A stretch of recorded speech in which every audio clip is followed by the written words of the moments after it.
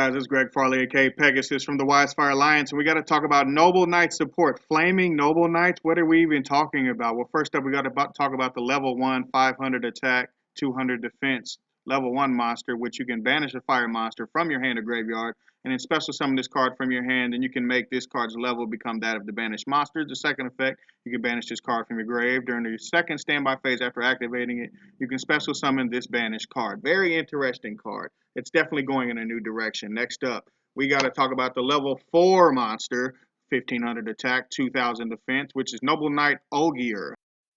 He either Foolish Burials a monster or Foolish Burials a Noble Arms card. The second effect, if this card is in your graveyard, you can target one warrior monster you control and equip it to it, or a monster equipped with this card cannot be destroyed by card effects.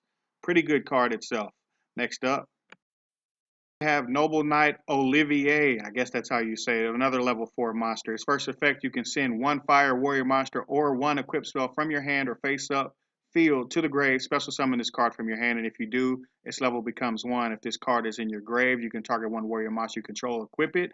Of course, your opponent cannot target a monster equipped with this card with card effects. So a very similar effect, but also slightly different. All really interesting effects. But next up, we got to talk about the Flame Magius or Magius, however you want to say it. He also has a really cool effect. He has 3 effects. This card, when sent to the grave, you can shuffle 3 of your Fire Warrior monsters, so basically a Daigusto Emerald. If this card is in your grave, you can target one Warrior monster and equip him like the other one. And he protects from battle. So again, each one does something different. One is card effects, one is targeting, and this one says cannot be destroyed by battle, which is also really good. So far, we have 4 very unique ways that the deck will be played going into the future. As people love Noble Knights, it still is a very popular deck, but we have to talk about the synchros. I mean, synchros. We had a bad one before, but now we got 2 really, really powerful ones. So let's jump into their effects, shall we? We got to talk about the Flame Noble Knight Vanguard Roland. He is a level 5 synchro monster. If he synchro summon, you can activate the effect.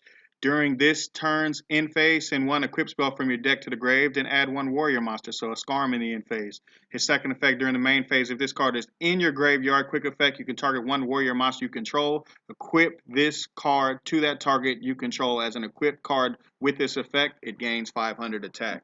So rather interesting, but he obviously is going to try to build up to something, which is coming up next. Flame Noble Knight Emperor Charles, which is Charlemagne, which is what this is based off of. The other one being Artagus and Arthur's Court and all that stuff. This is about Charlemagne. I can go into that later at another video. If a monster on the field becomes equipped with an equipped card, even during the damage step, you can destroy one card on the field. That's nuts. During the end phase, you can equip one equip spell from your hand to the graveyard to this card, then equip one Fire Warrior monster from your deck. Very, very powerful card. Synchro 9. It's going to be interesting to see how you set it up. But now we got to talk about the spells. We got Flame Noble Arms Durandal. Be slightly strange how these are supposed to mesh with the old Noble Knight cards, but this card can add a level 5 Fire Warrior monster, which is probably going to be either more support or the Gearfried card that's going to come out. Or you can special one out of the deck, but you can't special anything except for warrior monsters for the rest of the turn. Next up, we got Haltaclear. Haltaclear, please correct me if I'm saying it wrong down in the comments. This equip spell specifically gives your monster the ability to have a BLS effect or an Atondel effect, Inferno or the Atondel. And the second effect, if this card is sent to the grave because the monster it equipped to was sent to the grave, you can target a face-up monster on the field and destroy it. So all of these noble arms have destruction effects, which is really, really relevant. Next up, we got Noble Arms Joyeuse. This card is equipped to a monster. You can target one Fire Warrior monster in your graveyard and add it to your hand, then destroy this card. The second effect, if this card is sent to the grave because the monster it was equipped to, you can obviously special summon one Fire Warrior monster from your hand. Also insane. All of these are really, really good and really, really well thought out. Last but certainly not least, Noble Arms, Noble Knights, they seem to are trying to turn in a different way. Obviously, we don't always like traps, but it does have the ability to be used with trap tricks and trap trick the card. And it can banish one equipped spell from your grave and then destroy a card on the field. Again, following with the destruction, and destroy one rolling monster you control, then special summon up to 3 fire warrior monsters from your deck in defense position whose total levels equal 9, but negate their effects.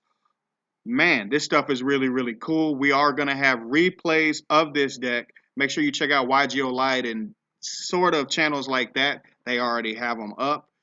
Really, really cool. I'm interested to see some other stuff like the Marfay archetype, which I'll be breaking down pretty soon. This is Greg Farley from the Wisefire Alliance, aka Pegasus. Appreciate you tuning in. I'm out. YG, baby.